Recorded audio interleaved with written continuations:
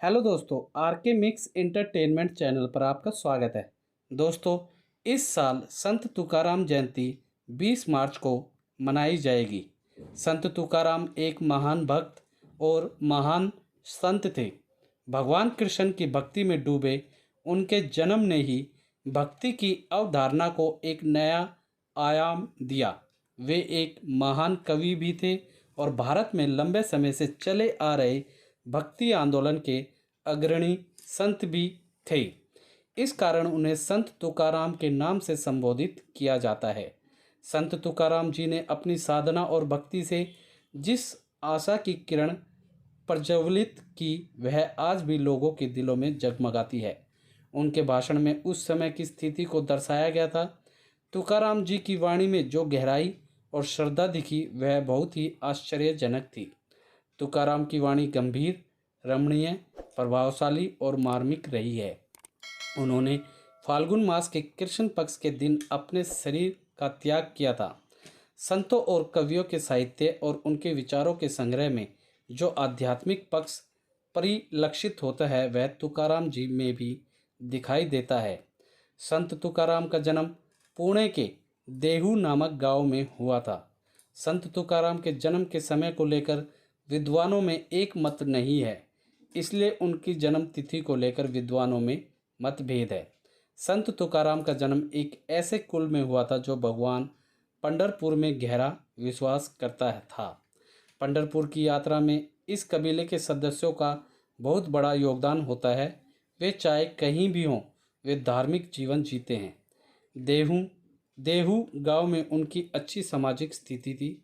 एक महाजन वंश से आने वाले संत तुकाराम का परिवार प्रसिद्ध और बहुत प्रसिद्ध था। तुकाराम जी की माता का नाम कनकई जी और उनके पिता का नाम बहेला था। तुकाराम जी को बचपन में अपने माता पिता से बहुत स्नेह मिलता था।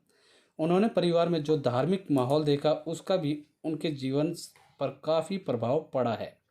दुर्भाग्य से तुकाराम जी को किशोर अवस्था में ही अपने माता पिता की मृत्यु का सामना करना पड़ा था।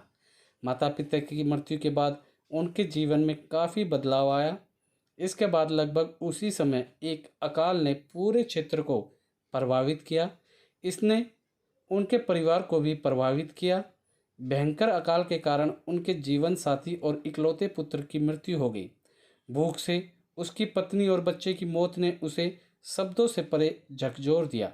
वह हर तरफ से समस्याओं से घिरा हुआ था। उनकी दूसरी पत्नी का स्वभाव भी कठोर था। संत तुकाराम उस समय बहुत बड़े जमींदार थे। बहुत सारे झूठ, चतुराई और अलगाव ने उनके मन को बहुत परेशान किया। यह सब थके हुए तुकाराम, उनकी दूसरी पत्नी जीजाबाई का भाषण बहुत कठोर था। तुकाराम जी को अब किसी प्रकार का मोह नहीं रहा। वे अपने आसपास के वातावरण से तंग आ चुके थे। वह खुद को भगवान की भक्ति में डुबोना चाहते थे। सांसारिक सुखों से छुटकारा पाने के लिए तुकाराम जी ने अपने गांव के पास भवनाथ नामक पहाड़ी पर जाने लगे। उन्होंने अपना सारा समय भगवान की भक्ति के लिए समर्पित कर दिया। उन्होंने अपना पूरा जीवन भगवान विट्ठल के नाम जप में बिताया। संत तुकाराम जी अपने गुरु की कृपा से भक्ति के मार्ग पर चल पड़े। लोभ और द्वेष से मुक्त होकर तुकाराम जी मोक्ष प्राप्त करने के लिए उत्सुक। तुकाराम जी बाबा जी चैतन्य नामक साधु से मिलते हैं। बाबा जी उन्हें राम कृष्ण हरि मंत्र सिखाते हैं। संत तुकाराम में तब जो परिवर्तन देखे गए थे, वे उनके पर्यावरण में इसी परिवर्तन को दर्शाते हैं। ऐसा कहा जाता है कि उन्होंने अपने गुरु का सपना देखा और उसके बाद उन्हें पूर्ण भक्ति प्राप्त हुई। अपने गुरु से वांछित मार्गदर्शन प्राप्त करने पर संत तुकाराम ने अपना सारा जीवन भक्ति में लगा दिया। उनके जीवन के लगभग सभी वर्ष लोगों को भक्ति सिखाने में व्यतीत हुए। तुकाराम जी का स्वभाव इतना पवित्र और शांत था कि उन्हें किसी के प्रति कोई द्वेष नहीं था। उन्हें सभी को क्षमा करने का गुण दिया गया था। इसलिए कहा जाता है कि जिन लोगों ने उनकी निंदा की, वे भी उन्हें पसंद करते रहे। वास्तव में उनमें कुछ न कुछ ऐसा करने के लिए काफ़ी माफ़ी मांगी गई। उन लोगों ने उनसे माफ़ी मांगी और उन्होंने उन्हें माफ़ भी कर दिया। अंत में जो उनके बुरे थे, वे भी उनके भक्त बन गए। वे भगवत गीता का प्रचार पूरी श्रद्धा के साथ करते थे। उनकी शिक्षाओं ने दान के द्वार खोल दिए। उन्होंने अपना पूरा जीवन अधर्म का खंडन करते हुए बिताया। संत तुकाराम जी अनेक भक्ति रचनाओं की रचना की थी। तुकाराम जी ने जो भी गाया वह अपने मन की अभिव्यक्ति थी। ये अभंग के रूप में थे। अभंग का अर्थ है वे गीत या छंद जो भगवान विट्ठल या विठोबा की स्तुति में गाए जाते हैं। महाराष्ट्र के संतों ने समाज को जगाने के लिए इन अभंग छंदों को क्षेत्रीय भाषाओं में गाया। अभंग के अलावा उनकी कोई अन्य विशेष साहित्यिक कृति ज्ञात नहीं है। उनके शिष्यों ने उनके द्वारा गाए गए भक्ति गीतों को आगे बढ़ाया और उन्हें लिखा। ऐसा माना जाता है कि संत ज्ञानेश्वर और श्री एकनाथ द्वारा रचित कार्यों का प्रभाव संत तुकाराम जी की भाषा में बहुत अधिक परिलक्षित होता था।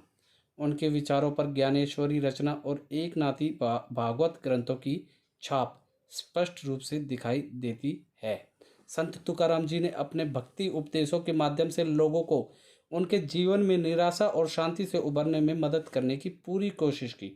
उन्होंने हमेशा इस बात पर जोर दिया कि सभी लोग एक ईश्वर की संतान हैं और इसलिए समान हैं।